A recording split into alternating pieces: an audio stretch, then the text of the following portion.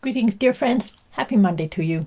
Here we are starting our new week. I trust you had a restful weekend and getting ready to enjoy what we've got going on for the middle of August already. Isn't that amazing?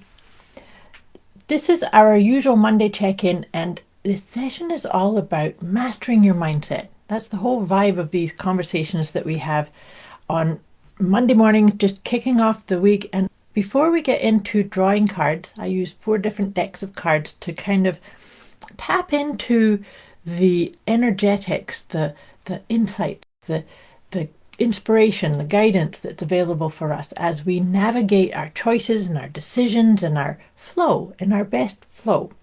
But before I start drawing cards, if you've watched these before, you know that I like to just riff a little bit about the phases of the moon. The phases of the moon, this is a beautiful ingredient or component to really tap into and be aware of as far as getting in touch with your inner vibe, your inner guidance. Your mindset mastery starts by following the flow or the ebb and flow of the guidance of the moon. So this week we are influenced by the first quarter phase of the moon in the sign of Scorpio. That starts today, the 12th. And so this is a very important moon phase. You know, with the last week we had the new moon. The new moon is about really deeply introspective, planting seeds, contemplating, not really doing much other than contemplating and planting the seeds and maybe looking at the inspiration for what you would like to, to resolve, to align with, to create, to do. So there's a really big piece in all of this guidance with the rhythms of the moon to really get in touch with your best rhythm of being and doing. That's getting in touch with the masculine and feminine within each one of us. Regardless of what gender we are, we all have the masculine and feminine. It's very important to find our best rhythm and balance with it. So all that being said, when we come into a first quarter phase of the moon, that's when we start actually doing things. We start being inspired, taking inspired action steps towards that which we decided or intend to create, to resolve, to bring in more of, to let go of. So with it being in the sign of Scorpio, it's very important. You've likely heard me use this question before, but this is a really pivotal question to ask yourself. How do I feel about myself here? Here being doing these things, saying no to this, saying yes to this, animating this plan of action and saying this is the direction I'm going in. How do I feel about myself? With that Scorpio energy, this is all about transformation and really getting in touch with the depths of your inner wisdom. Not only the depths of your inner wisdom, which is actually fueled by the ancestral wisdom that we all carry. But that's only found when we allow ourselves a little pause. Put your hand on your chest. Put your hand on your heart. Take a deep breath. And see, are you aligning with that wisdom that's really deep within you? With these questions that I bring up into these sessions, there's never a right or wrong answer. It's about being willing to just contemplate them and being willing to have a look. Is where I'm headed, what I'm doing, where I'm going, is it in alignment with my core? Does it light me up? Does it give me that sense of yes? Because that's what that question, that how do I feel about myself, what does that feel like? Does it feel like, yeah, I'm totally on track, in flow, I don't need to necessarily see the outcome or see the finish line, but I'm really enjoying and loving the juiciness of what I'm doing? Or is there a bit of a heaviness or a bit of rumination or discombobulation of some sort when you ask yourself? And so then maybe you need to get some support or make some changes or do something in a bit different or reach out for support. So like I said, if any of these ideas trigger you or you need a wee bit more support or guidance, put it in the comments below or message me directly. I've just started shuffling my first deck of cards. The first deck I like to use for these sessions is my letting go guidance system. Because with this idea of how do I feel about myself, well, maybe I feel a wee bit uncomfortable. Maybe there's something that's saying, maybe there's something bigger, better, more in alignment with my truth, with my inner gifts or talents or direction. And so oftentimes when we do that, things can come up that are no longer serving the version we have become, because we're always evolving and up-leveling and spiraling. I always think of the upward spiral of our own evolution, your personal evolution.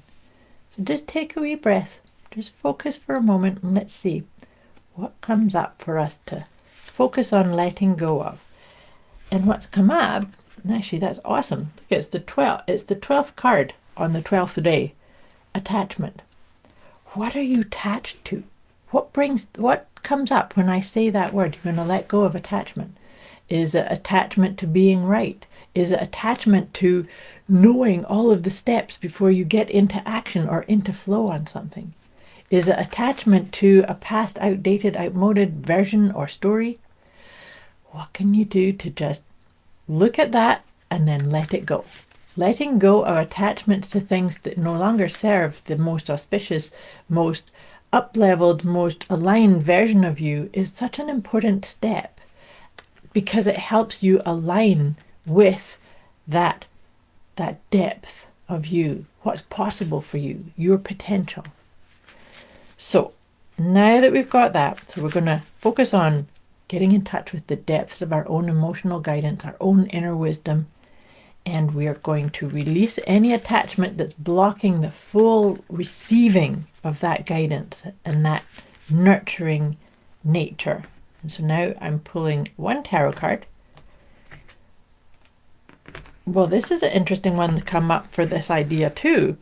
It's the Five of Pentacles. So the Five of Pentacles kind of says, if we look at that idea of attachment, letting go of attachment. So the Five of Pentacles kind of talks about, good morning, Catherine. So nice to have you live here. So this Five of Pentacles is encouraging you to look at the big picture of what you're creating or where you are, or what does prosperity mean to you? What does abundance mean to you? Because that one is a little bit about focusing on what you do not have, as opposed to remembering for anything that you feel like there's not enough, or I don't have this yet, or I need something more.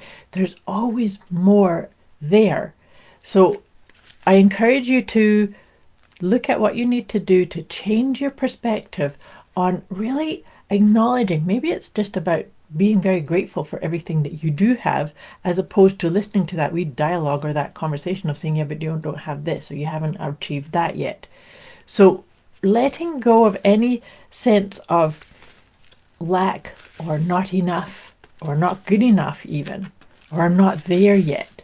Because all of these things, with us getting into this mindset mastery and walking forward in our best way, it's a journey.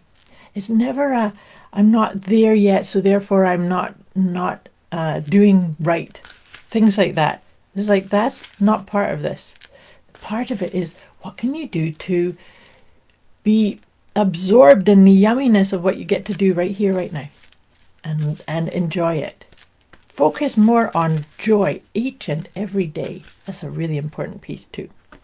So as I was riffing on that idea, where is joy? Where is play? Where is laughter? Where is fun? Find some of it each and every single day. It's very important as we go forward in these perfect times. Everything's evolving for us, not against us.